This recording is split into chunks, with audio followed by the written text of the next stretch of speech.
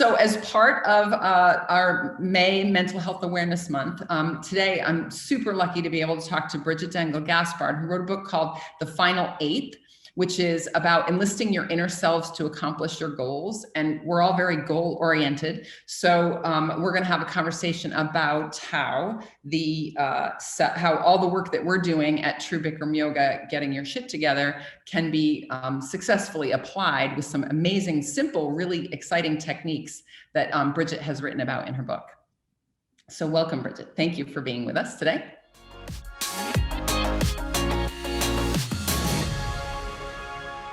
I was really fascinated by your trajectory in that that you mentioned stand-up and you mentioned create and all that sort of stuff. And I thought, oh my God, that's so fascinating. So I wondered if you could sort of give a little spiel about your an overview, because I think your trajectory is fast. You're killing it. I mean, obviously you're doing great. And I feel like your trajectory is very, very impressive and interesting. Well, thank you. And I'm going to start it even earlier because I just remembered something as you were sharing about being drawn to yoga. So my parents liked yoga in the 70s. So it was in my household. But then we moved away from the city. I grew up in New York City and we moved to upstate. And I knew I'd have no access to yoga. And I was about to start my first real job, which was as a waitress. So between the end of my school, maybe in June, and the week before starting as a waitress, I went to New York. I took yoga every single day on 13th Street, and then made what I called my home yoga because I knew I would need it. So it was maybe 20 minutes. I could make it shorter or extend it an hour, depending on how many salute to the suns if I had time. But from that moment, I've always had my home yoga practice in my back pocket. And so you made me remember that. And I think there are parts of us that know what we need. And so they may not make sense according to our logical plan, but you just reminded me that was a priority. And I couldn't tell you why. It wasn't a head decision. I think my body just knew waitressing was going to be hard. It was for a resort, three meals a day, 6 to 7 days a week. It was the Catskills. And I love it. So now if I'm stuck somewhere, I don't need to have my internet working. I can at least do my home yoga. Yeah. So in my trajectory in terms of speaking with you today is eventually I moved back to New York City to pursue acting. And that's where I was doing stand up and started writing your own stand up. And I was a performer, union performer, and I loved it. I was a dancer minor in college, so I've always been a body person. And so I discovered this thing called voice dialogue by reading about it during the time that I was doing improvisation. And this is, a couple decades ago. So I'm going to tell you the book that I read because I recommend it to anyone to this day. It's a classic, and I know we're talking about get your shit together mental health, which I love. So it's called Healing the Shame That Binds You by John Bradshaw. It's extraordinary. And it's, again, a classic. So I was reading that book basically for my own healing, and I came across this description about voice dialogue. I read it and it electrified me. I didn't know anything else, but it was about a healthy personality consists of many different selves. And voice dialogue is a technique where you dialogue directly from the point of view of a self, and you understand that that self has wisdom as well as stings. And then you separate from that self and you realize that's part of you, that's part of your intelligence, but none of it is all of you.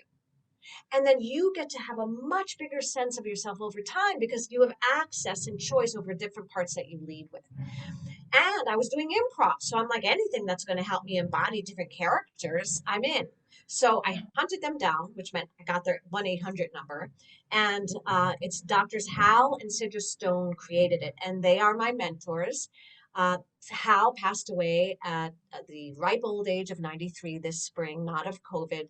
But so I'm still seeing and having conversations with his amazing widow, Sidra Stone. And so as I started to get trained in voice dialogue, I was still very much a performer. I began to see the healing power of when people simply embody a different self and come back, they realize they're much more than they think they are.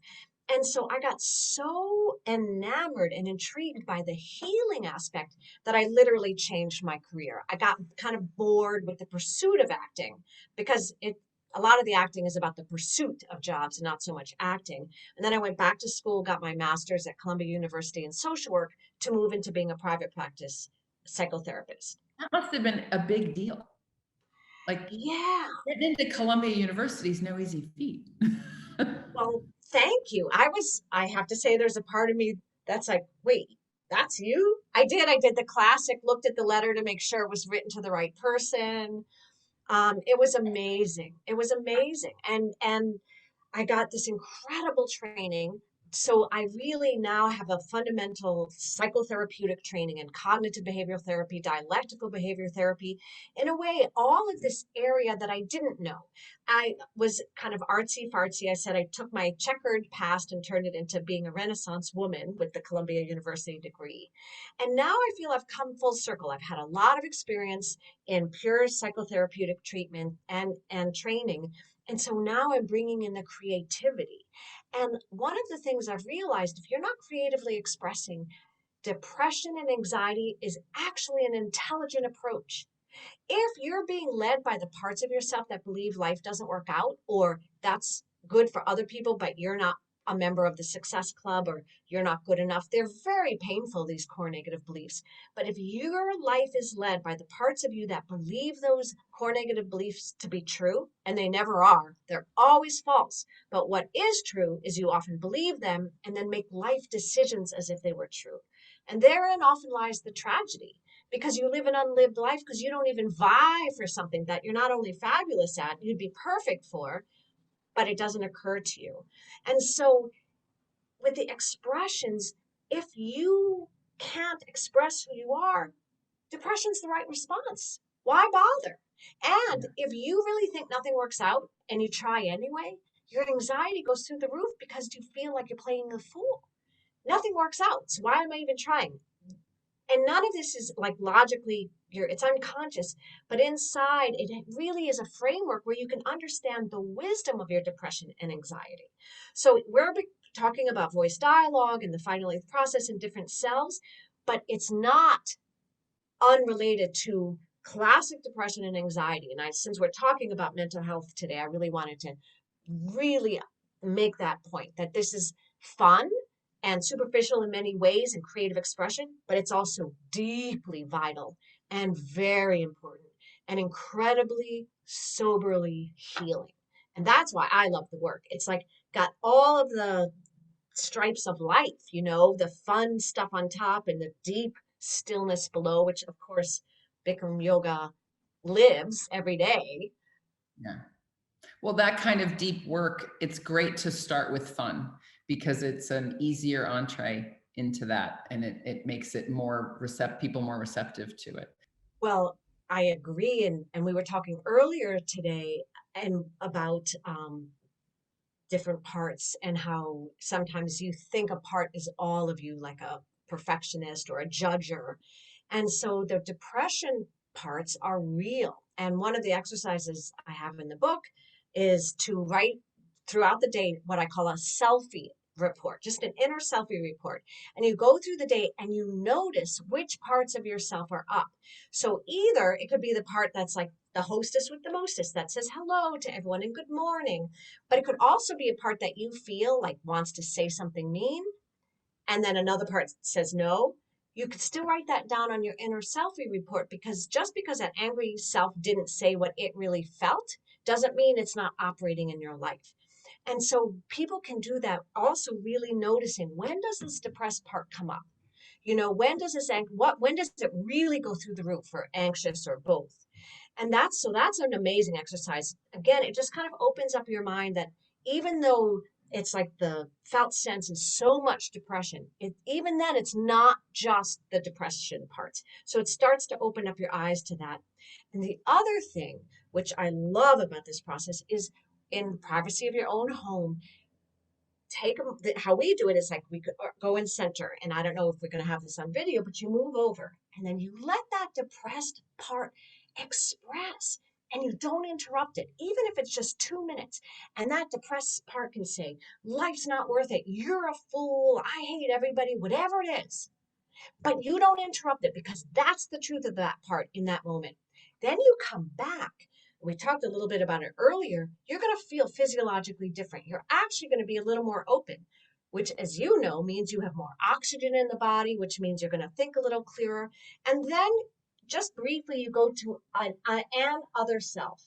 Make it up. If you feel there is no other self, then make it up. And I always suggest silly, like you said. So then a silly part. And a silly part could just do this and flail about. The other thing about dialogue, it doesn't have to be verbal.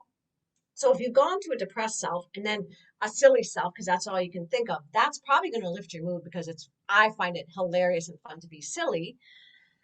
But now you've got a bigger sense of who you are. And often that depressed part has a lot to really be depressed about.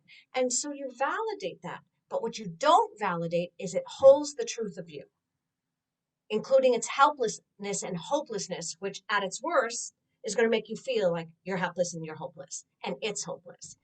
Is it true something may have ended that you deeply mourn and it's not going to come back? There's a lot of room in this process for grief. Then grieve when you can. It's okay to cry and wail because it's a loss. And a lot of people fear big emotions because they think it's going to escalate. But what really happens is if you let them out, they do the reverse. Even if you don't feel better, it's been released and it's a truth, not the truth, but you miss that person or you miss how it was before the diagnosis. We get a lot of news where we become members of clubs we don't want to be members of.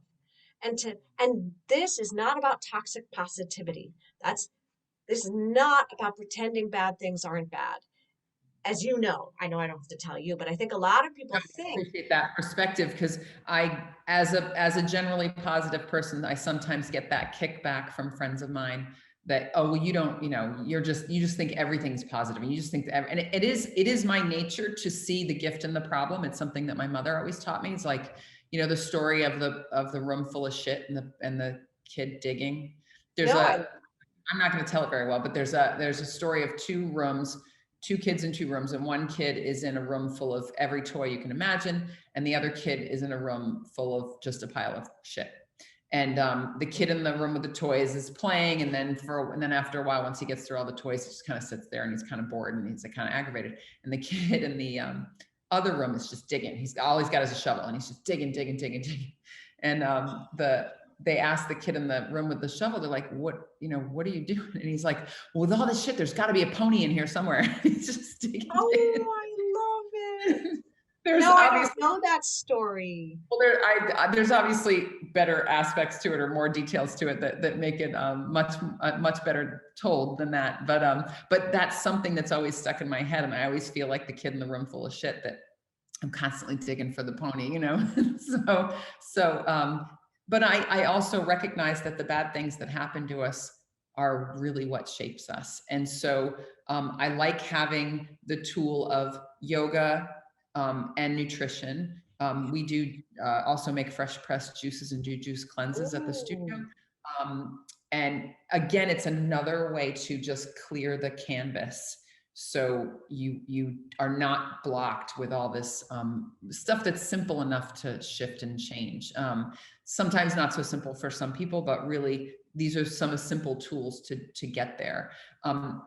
Regarding coming up with the different selves, is it something that there's an exercise to establish and determine the selves, or is it something that you should naturally be able to say, oh, I know that part of myself and I know that part of myself? So what I'm loving is that current technology like brain imaging is proving a healthy personality consists of many selves. So in fact, when they have people that doing the fMRIs, they'll have like someone like their thinker part will literally different parts of the brain, like the cerebral cortex, will light up. And maybe an anxious part, they'll have you think that way, like the anxious part is thinking about something. And the amygdala, the area of the deep emotions, lights up. So this is about a healthy personality, which I love. And the classic example where it's natural is when the alarm clock wakes us up at 5:30 in the morning from a delicious sleep. How many parts of ourselves respond to that alarm clock? How about you? Like, so that's the natural part. Like, who responds when it's 5:30 in the morning, and that alarm says, The lazy me response. and what does Lazy it Rob. say? Um, Lazy Bone just says, mm-mm. Well, and it's funny because I don't often, I'm usually awake, and I lately, for some reason, I often wake up a little before my alarm clock, which I think is a good thing ultimately. And But with from our approach, and that might be a self that just says, yeah, I'm ready to get up. I'm ready for the day. but I'm not feeling that when I wake up. Most people, I think a lot of people do, except those people that are super really ambitious and active. But I love just, when I Oh, wake I up, see. there's part of me that just loves being awake to enjoy that luxurious curling up with my blankets and pillows, and so when I Yes. sleep, it's great. It's great to get some sleep, but I do enjoy waking up and and I will often I have multiple alarms set for myself, and one is a nice soft harp alarm that goes off softly, and then another one's a little bit firmer, like, okay, get up, you're late. And then another one is, you should be in the car, so so Panic button.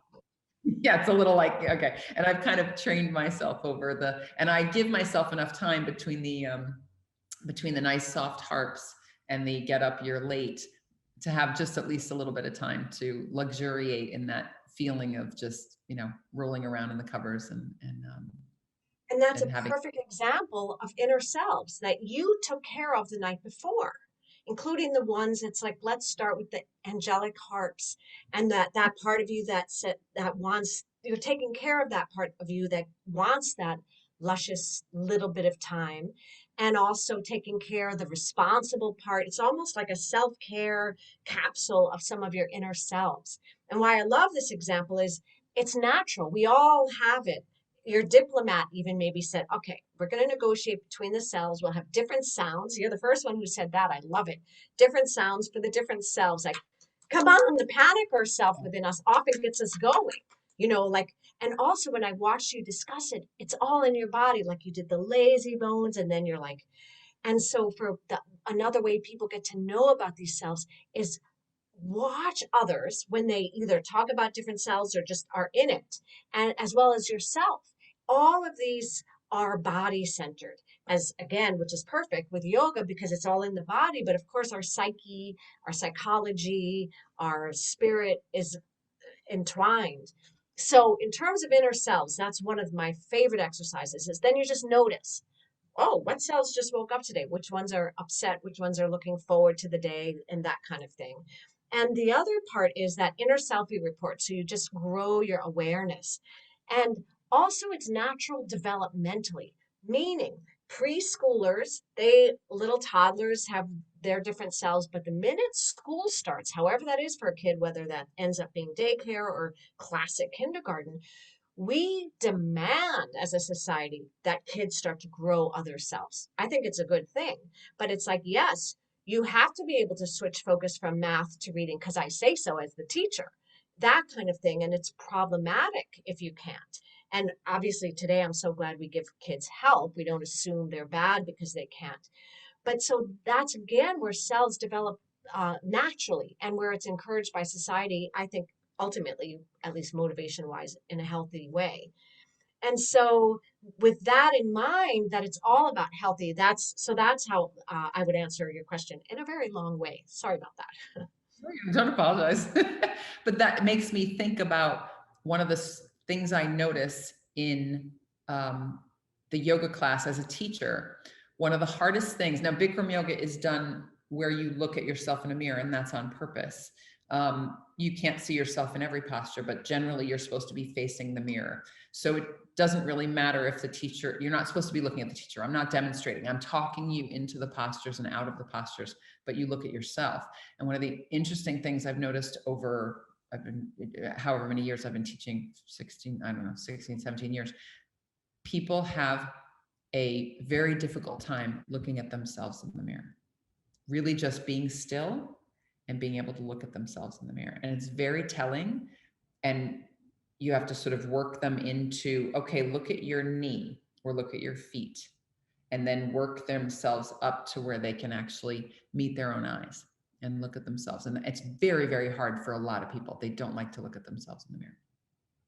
A thought, and that's just occurring, is maybe do what I love what you said, because it's so painful. I mean, it's the self-hater that's looking, and but what if you said something like, and it is, but what if your loving self looks, invite people to bring a part of themselves to look in the mirror. So you look at your knee with your loving eye, or you know or your animal lover, or something where you don't have to tell them what you're doing, but that might be very interesting.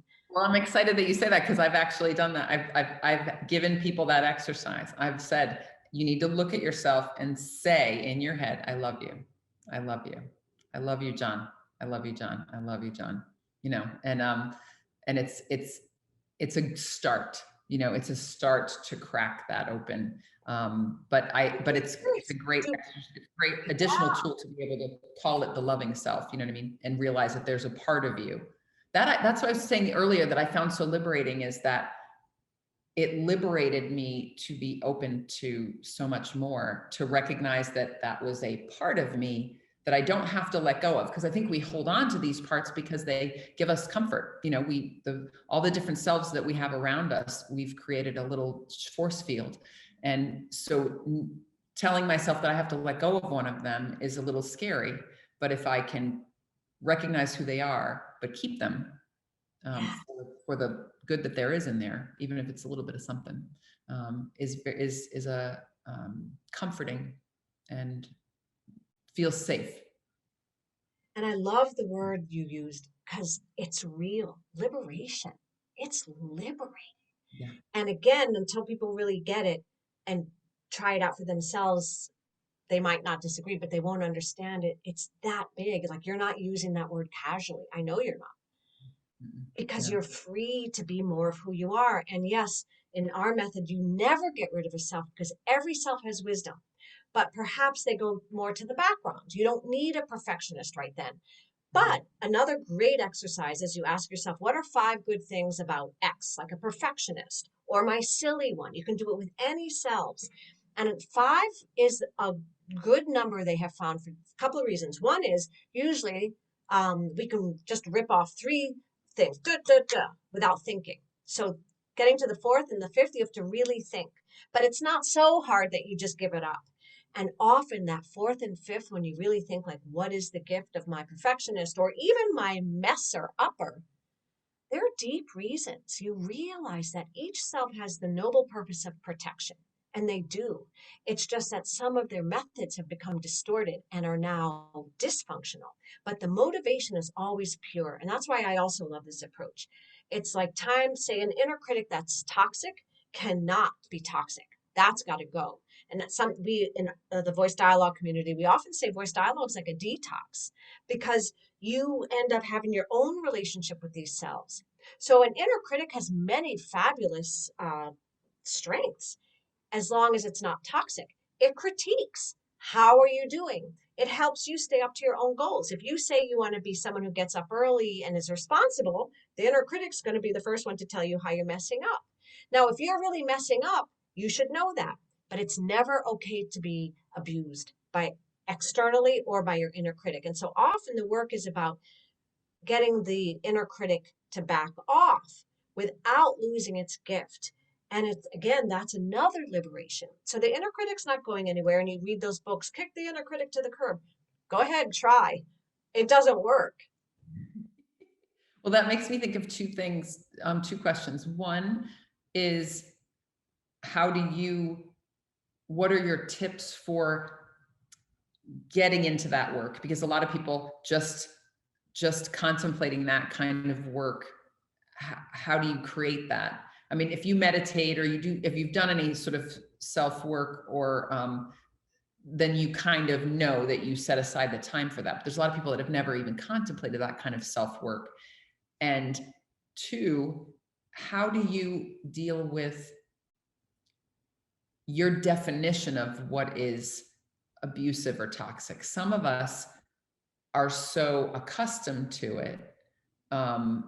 Maybe you grew up in a family of bullies, or you grew up in with a lot of narcissists or something like that. And so your definition, your comfort level is, maybe in the abused realm, and you don't even realize it. That's a beautiful point. I do recommend people read the book, The Final Eighth, Enlist Your Inner Selves to Accomplish Your Goals, because I really go into that. So it's not just presenting a good idea, but it talks about like why. I know for me, I have a why self. And if you can tell me why and I agree with you, then I'm willing to do the work. And liberation is one of the whys. So I talk about this in the book, but basically you're 100% right. It feels like water and a fish. If you've grown up in an abusive environment, your inner critic says, you're disgusting. You don't even, you're like, of course Well, I but am. can I interrupt you for a Yeah. second? Because sometimes your inner critic doesn't say you're disgusting. It's just what your norm is. Like, you don't, like, saying your inner critic saying you're disgusting, I would normally be like, well, of course I'm not disgusting. You know what I mean? But it's happens on subtler Yes. planes. And I'm saying it with words, so I'm glad you're saying that. But I mean, the inner critic can be feeding you that message, and or just just because it's like it makes you just feel bad. So I agree with you. I said it with words, but it wouldn't necessarily be intellectual at all. It would be like fish swimming in water and trying to explain water to the fish. It's like you just know you're disgusting, even though of course it's not true, but that you deserve pain. And so, as you know, awareness is the first step to anything. And ideally, like reading this book, you'll start to realize, okay, I'm not just any one of these selves, and starting to understand like there's different environments. I would imagine even just coming to your studio, even if it's online classes because people can't get to you in person, having the physiology shift of Bikram yoga, even if you did it wrong and you're not as good, even if like basically all those inner critic things are going on, you're going to feel differently. And I think the way we look at it, each separation, even though if you return right away to the abusive environment, and I mean by internal, just like not feeling good about yourself, each separation helps you, like you had said earlier, open that door to the possibility to underneath all of this morass the canvas kind of starts to show what the real issues are. And then with the inner critic, I have a detoxing your assets exercise in this book where you like say you've been insulted about something. Some people are insulted about fabulous parts of themselves, like confidence or intelligence. You're too big for your britches or those kind of things. You start to get to own, wait a minute, no, I'm big, not too big. I'm big and I have a part that's big and I'm going to embrace that part instead of having shame about it. So there's lots of ways that in my book I deal with that because it's incredibly important, but also so huge. So little nicks in. Um, and also realizing then you can have your own relationship to these selves. And I have another exercise, which is you give them a noble task. So toward the end of the book, you give your inner critic the noble task of, say, supporting your goal. Let's say, for me, supporting that I make sure that I nurture my book. And before it was written, the inner critic, instead of calling me stupid for not writing, I gave it the noble task of will help me clear my schedule and help me actually make time for writing. So often those messages that the inner critic and other parts are throwing your way, it's a distorted loyalty to your early caregivers. And and so it's education. And you start to realize you can be my critiquer, but you cannot be my abuser. And I'm the boss. I have the rules, and I don't believe those core negative beliefs anymore. They're not allowed in the house. You cannot say I'm worthless. You can say my idea actually doesn't have the value it should, if that's a fact. But there's a world of difference in that. And so this idea that some of our parts, our jobs are too little. Like if our inner critic is supposed to just insult us and that's all it's meant to do, well, it's going to do a fabulous job and we're just going to be eviscerated. But if you give it something hard to do and worthy, often again, you watch yourself grow in your own productivity and in goals that matter to you. And I love that because it's so wonderful to be a part of that change. Well, what I do is I have, for example, an exaggerated sense of capacity. That's what I've called it. And so I think I can do, I can take care of it. I can do that. And it, comes from lots of different places. Growing up, my parents got divorced when I was about 8 and both were working and they were great, but I had to take care of myself quite a bit. And the reference that the woman in the past in that interview made about growing up in the 70s when your mom worked and you came home and you took care of yourself, I completely resonated The with that. latchkey kid, right? Kid. Yeah, but I like how self-sufficient that made me. And so what I like about your approach is that I don't have to let go of that. I recognize that my exaggerated sense of capacity harms me in a lot of ways and makes me take on things that I shouldn't, but I don't want to let go of it because I like that I'm very capable and I like that I'm willing to take on, I'm willing to try anything, and I maybe need to be a little more realistic about what I want to do. And sometimes I'm taking on things just because I have that exaggerated sense of capacity and I never step back to go, wait, I don't want to do that. Why am I trying to do that? I don't want to do that. So, and the sense of, I don't feel like I was abused growing up, but I do come from a family of alcoholics and stuff. So they loved me, and I always frame it that way. Like my parents were wonderful, and they I know they loved me with all their heart, as much as they were capable of, and as much as where they came from. They had their own histories and patterns that they were working out and things. So I don't feel like I always bring up, my mother always hates it when I bring this up. I remember when I was probably like 7 or 8 or 9 or something like that. My mom woke me up in the middle of the night and took me on a motorcycle ride.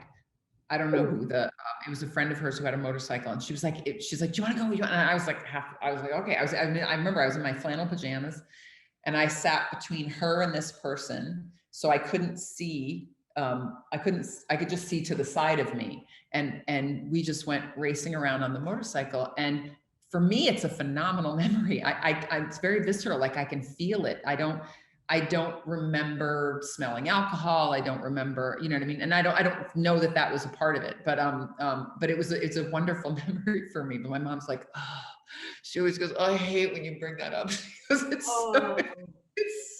she goes, oh, it's so wrong. And I was like, yeah, but I didn't, and some people might say, oh, well, that was neglect and abuse and endangering a child and all that. Well, I have a really good memory of that, I It don't. sounds magical from But what you is described. it, is it magical, or is it, and I don't know, where do you put those things? Well, what I love about this, so again, even in the perspectives could come like from the parental, and also, times change often for the better. But in the Yeah. 70s and 80s, I mean, I don't know about 80s, but in the 70s, that just wasn't a thing. I don't know when MAD, Mothers Against Drunk Driving, started, but so it's not like she did something that there was some cultural public health awareness. And Exactly. I do think that matters. But also, I'm just thinking how you love that sleep. When you described it, because you were pulled from your sleep, it felt like a dream and that you were flying and that they made sure you felt protected. And so, Yeah. yes, it was wonderful because it didn't end badly. Yeah. Okay, but it didn't. I always say to people, finish the story. Like, if you're stopped, like, oh my God, it could have been horrible, and it wasn't, you've got to finish the story, or else you're just going to be locked in this. But the end of the story is you were happily plucked back into your bed. And now maybe that's part of your love of that like middle liminal space of sleep and wake. Yeah. So that's one way I would look at It it. has nothing to do with motorcycles because I hate motorcycles, so it didn't help me there, or it Got it. did. I'm not a big fan of that, but I do, because the sensations that I have memory of are the wind and the Oh, watching things go by, and from the side, because I couldn't see from the front, I could just see from the sides, and the feeling of my flannel pajamas on my skin, and it was a very powerful. It's funny how we have these powerful moments of recollection and memory. yeah. So I would say enjoy that and and that there's nothing wrong with that. And if there's other parts that say correctly, okay, technically it was this, okay, and that can also be true. But it's, I don't know, there's something so magical. It's like one of your portals into your this, and how fun, like Yeah. our serious sides don't give fun any weight. And fun does not have to always be risky behavior, but fun is fun.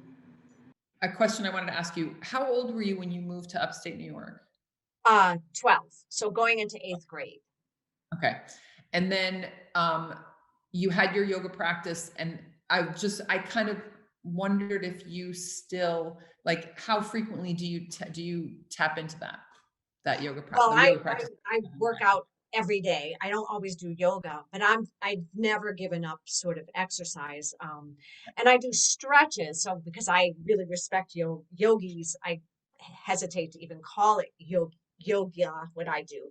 But I always right now I'm doing the Bellicon, that trampoline thing because Oh, it's so efficient and I love that for the aerobic aspects. But and I can't get the keep to what is it, 104. I've the Bikram and the hot yoga I've taken, and I know they're different. I've always loved. Well, I always like to say Bikram yoga is always hot yoga, but hot yoga is not always Bikram yoga. Exactly. And so what I love about Bikram yoga is how it gives you that mind body connection. Like I said, it's a fabulous workout. If you want that, you'll get that, no problem. But what it does for the mind body connection, um, I think is so extraordinary. And that's why I think it would be so extraordinary. The series, even if the heat doesn't like, you don't like it, or that's what keeps you, that's often the blockade for people, which is another thing that the pandemic has opened up for people, is their recognition that it's really the series and the technique, the way it's taught. That's one of the things that we focus on. And one of the reasons why I haven't changed my name, despite all the baggage that Bikram, the person, has on it. It's a very specific style of yoga, and it's really effective. And people are trying to sort of shift it and change it and call it something different. And that, for me, opens the door to diminishing the importance of a lot of the aspects of the technique. I've had so many people that have said they've tried all different kinds of yoga, and there's just nothing as simple and clear that has just opened things up for them and healed, because that's what it's designed for. It's designed to be a healing modality. So whatever you've got going on, it basically accesses and touches on just about every part of the body through the whole series. So even though 90 minutes seems like a long time, it's actually kind of short, because you work it's not like you're working your legs today and your arms tomorrow, and it's all in one session. You get it all down. But I love that connection that it gives, that ability to look inward and see inward and sort of forgive yourself and love yourself. If you can't, it's so hard to start this work if you can't crack that open a little bit.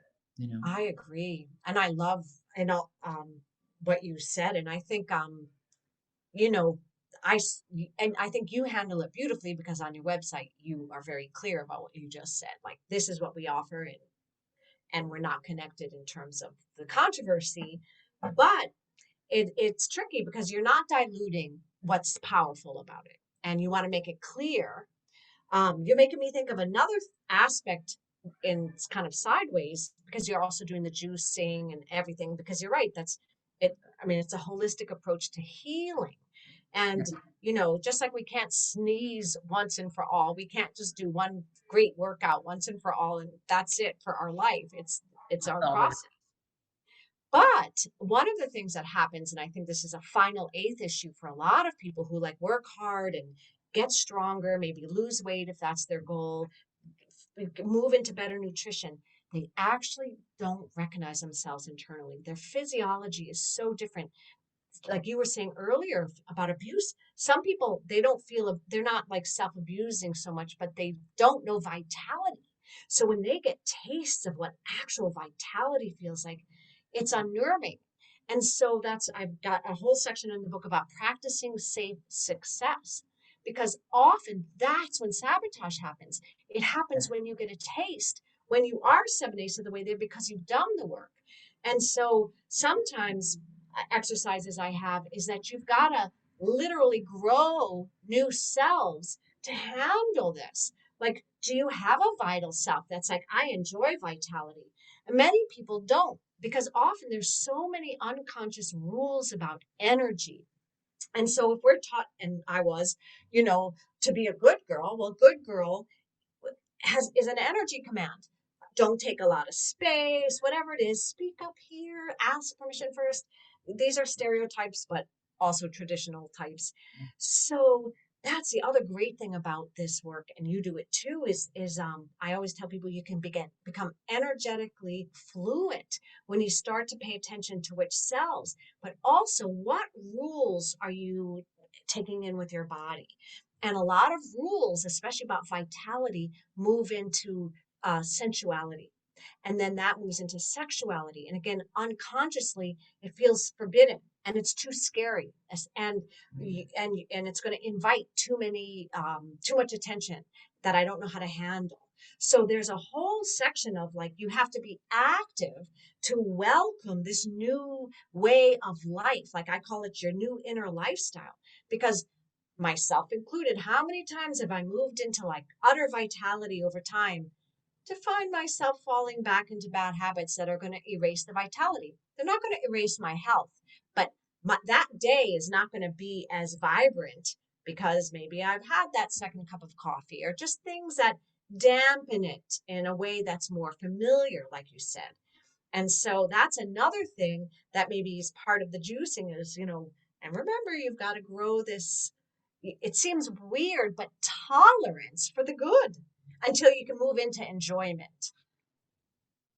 And being able to recognize it, I think, is so important. And just having that awareness. And that's really what we're trying to do, because everybody's got their own stuff going on. Everybody's going in all different directions, and everybody's got similar challenges, but different. You know what I mean? We're all dealing with this, with the typical challenges of life on different scales. Some people have bigger challenges, some people have smaller challenges. They're all around. But if you can manifest a certain amount of self-awareness around what's happening around you and in you, then you can make better choices. And that's I try to keep it simple. Like, this helps you make better choices because it puts you more in tune with your body and your mind and yourself, so you can make a choice. It's like, okay, if I choose that, and it's okay to make choices, if I'm going to eat that bag of marshmallows, I know it's going to have this impact. And I know that tomorrow when I feel this way, I'm going to go, okay, this isn't totally real. This maybe it triggers depression or sadness or anxiety, the sort of the sugar crash. I recognize it's because I did that. But just being able to have that awareness, so I can say, okay, I got to be careful about the choices that I make, or I got to do something today that's going to sort of help heal me from the choice that I made yesterday. That was, a conscious choice, but not the best one. And what you just described takes the inner critic offline. And that is part of a vital lifestyle, because then you're treating it like a mature person, and you're like getting in front of a potential attack by the inner critic. I love that. That's exactly right. You're making space, you're pausing, you're being human, you're celebrating for whatever reason that inner child in you loves those marshmallows. So, okay, you're not going to have a marshmallow free life, and maybe you shouldn't. You just can't have them every day. Exactly. And just be smart about it. It's just trying to make good choices. Like, because I think if you tell people, I'm like that. If you tell me that I can't have something, if you put me on a diet or something like that, that just, don't tell me I can't have it, because that just ruins it for me. You know what I mean? But if if I set it up differently and just say, give me some alternatives, that instead of having this, I can make myself a smoothie with some dates or something, and that will placate. It'll feel like a milkshake, but it won't be quite as, have the triggers that sort of sugar does. Sugar is kind of my crack. So that's what a lot of my, I love that. Yes. yeah, Well, and from a voice dialogue point of view, your rebel is then incited. You're on a diet and your inner rebel says, watch me. Yeah. So, and that's a way around your inner rebel too, that you're not making these demands. So Yeah. the more you know yourself on so many levels, the better. Yeah. Oh, it's hard work though. I'm excited though because I really love the concept of your book. And it's the final eighth, correct? Yes, the final eighth, enlist your inner selves to accomplish your goals. Okay, cool. And I am excited about trying out some of the exercises because I love being able to apply stuff and have something to do. You know what I mean? And it seems like even though it's inner work and mental work, it still feels like a bit of an exercise because you have to sort of um, do some recognition and break. Really, they seem to be concrete, almost concrete, because they're Yes. mine, they're me, you know. So I have to find all these different parts of myself that are familiar, and I think once I start looking for them, they're going to be, oh yeah, I know that one. I know Exactly. that It's one. I think very they're going to, pragmatic that way. And the exercises are throughout. So you read it, but then you can apply it. Because, of course, if you don't do it, you can't apply it.